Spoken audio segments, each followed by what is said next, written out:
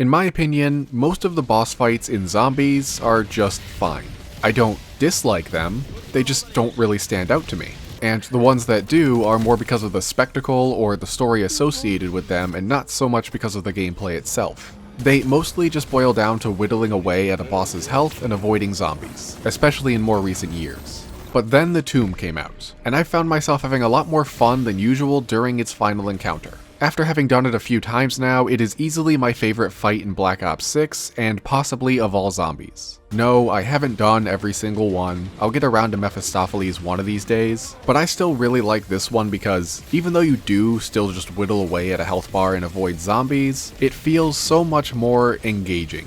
The fight begins with the Sentinel artifact firing a laser around the room while other zombies attack you, occasionally stopping to try and spawn in other enemy types from the 4 statues around the room, at which point it will become vulnerable. The artifact moves pretty slowly, and there aren't very many zombies, so there's really not much risk of dying here. Really, this part acts more like a tutorial, giving you the opportunity to pick up on its very predictable pattern. The Sentinel artifact starts on the lower level, moves up, back down, up again, does at least one full rotation before stopping on the Vermin statue and entering a damage phase. You only have a short amount of time to attack the artifact, and you must deal the necessary amount of damage all at once to succeed, so by paying attention to its movements and making sure that you're ready to shoot just as it becomes vulnerable, you can maximize your damage output. With some weapons, namely the ASG, this level of strategy isn't entirely necessary, but if you're not using the most optimal loadout, then having the timing down can be really helpful. Plus, in co-op, it's just fun to have everybody working in unison like this. It makes the fight feel more like a group effort rather than everybody contributing individually. The artifact is also completely immune to the Staff of Ice, which is understandable for balancing reasons, but what's so interesting about this to me is that it gives whoever wields the weapon a unique role on the team. Since the timing is so important, getting too distracted by zombies during a damage phase could cause you to fail. So whoever has the staff will be responsible for protecting everybody else while they focus fire on the artifact. Of course, using Aether Shroud or Monkey Bombs would also do the trick, but the Staff of Ice is basically built for this, with its area-denying ice storms and the tiny size of this arena. So not only do you want to be prepared to shoot as soon as the damage phase begins, but you also want to make sure that you're grouped up with your buddies so that you can all be protected. Furthermore, zombies will stop spawning when a damage phase begins, so a couple well-timed, well-placed ice storms can completely clear the arena, allowing this person to switch to their other weapon and attack the boss, which is helpful enough in co-op, but is the reason this is even possible in solo. If you do fail to break the artifact, it's not that punishing. You'll just need to deal with some vermin and then you can try again. But if you are successful, then you will prevent those additional enemies from spawning in, you'll be rewarded with a max ammo, but the artifact will also be split into 2 copies, which adds a second laser for you to avoid, and it will try to spawn in parasites as well as the vermin during the next damage phase. But the movement pattern doesn't change, so you can employ the same strategy as before. The only real difference is that you have to choose one artifact to prioritize at a time, since you may not be able to do enough damage if your attention is divided between them. Though if you do make this mistake, failing still isn't very detrimental, so there's plenty of opportunity to figure this out. And if you are fast enough, you could break both artifacts at the same time, which is a very cool way of rewarding players for doing better. Breaking these ones will create a 3rd and 4th copy, and this is where things start to get more difficult. 3 lasers is hard enough to avoid, but when there's 4, you're better off just hiding in the caves. And failing to break the artifact while it's vulnerable will spawn in more threatening enemies, Doppelghasts and Amalgams respectively. Though if you do want to be smart about it, you could prioritize the artifacts that are attempting to spawn in the most dangerous enemies. But despite how this fight changes with each copy of the artifact, this is still Phase 1. It's just divided into what I will call sub-phases, which I think is a great way of structuring a boss fight. It can start off super simple for players to get into the groove or to figure out what they're supposed to do if it's their first attempt, but it then gets gradually more difficult as you progress. And if it gets too difficult for you to handle and you die, it feels more fair because you weren't blindsided by a sudden spike in difficulty or an attack that you weren't expecting. You were allowed to work up to this point, and you probably just made a mistake that you can learn from in your next attempt. Furthermore, it just makes the fight feel more responsive, like it's constantly evolving. This boss isn't just a bullet sponge, it reacts to being hurt in a way that alters the gameplay, even if just a little. And because of that, you're never going to be doing the exact same thing for very long, so long as you're actually making progress. Anyway, after damaging the artifact 4 times, you will enter the second phase of the fight, The 5th fragment that you just created will bind itself to a zombie, increasing its health and damage to an absurd degree, and your objective is to kill this zombie and break the artifact that it drops, which, just like before, is only vulnerable for a short period of time. If you fail, it will respawn and you will have to kill it again. But if you succeed, then the artifact will split into even more fragments, one of which will respawn the enemy that you just defeated, and the other will move on to something stronger. A Doppelgast, a Mimic, and finally an Amalgam. All the while, the 4 in the center will still be firing lasers and spawning in additional enemies, but now there's nothing that you can do to stop them.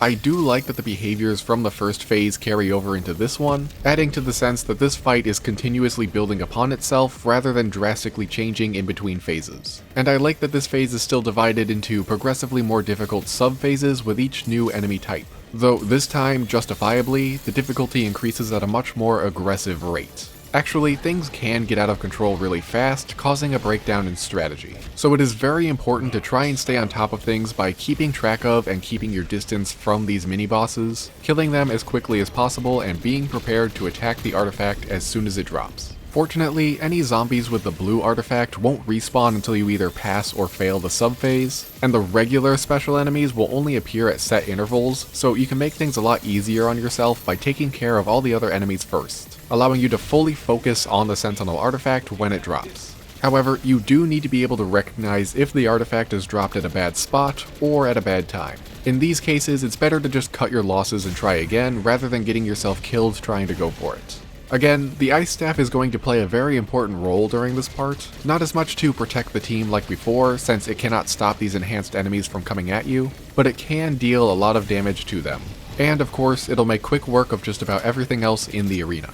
Overall, this part is a lot more chaotic than Phase 1, and it is much harder to approach it strategically, but it can still be done.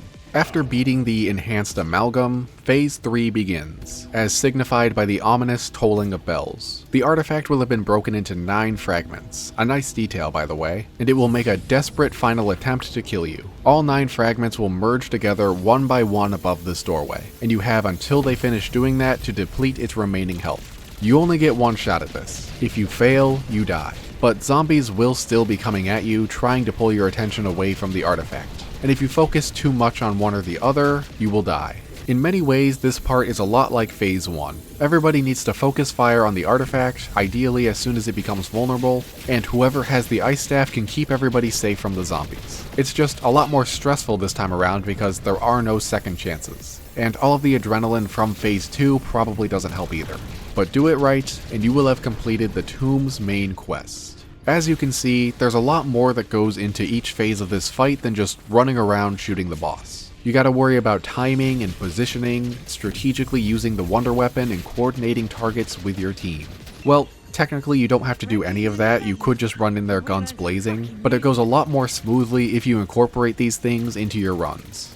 And in addition to this, there are a lot of smaller details that I think enhance the experience. I already mentioned those spooky sounding bells from Phase 3, and the fact that the artifact splits into 9 pieces, which is a significant number in the Chaos story, but you can also find Archibald's skeleton near the entrance to the arena, and when you do start the encounter, the Sentinel artifact makes the same kind of sound from the old Chaos maps. But as much as I enjoy this boss fight, there are a couple of flaws with it that I think are worth mentioning. Like how you can start this encounter without a single weapon that can do damage. And I don't mean like they don't do enough damage, like you didn't upgrade them enough. I mean weapons that the artifact is completely immune to.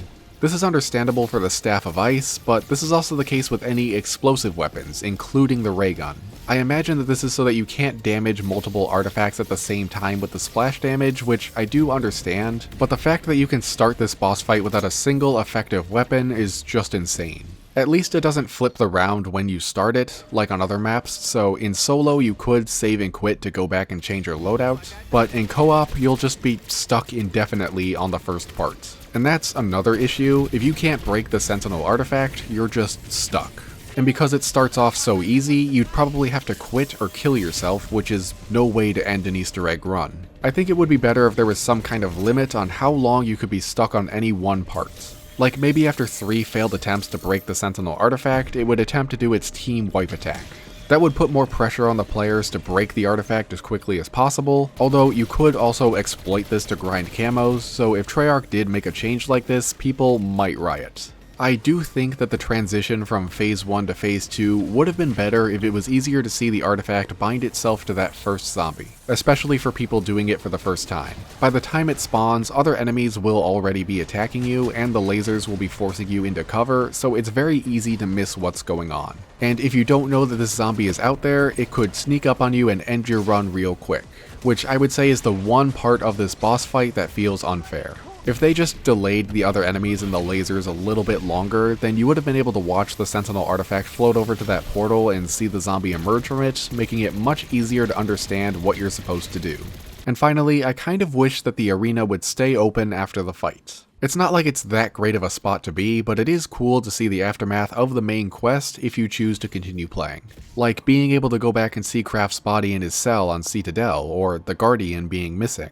If they can do stuff like that, I don't see why the arena couldn't have stayed open. So yeah, it may not be perfect, but I would still say that it's pretty close, which is why I really enjoy the boss fight from the tomb.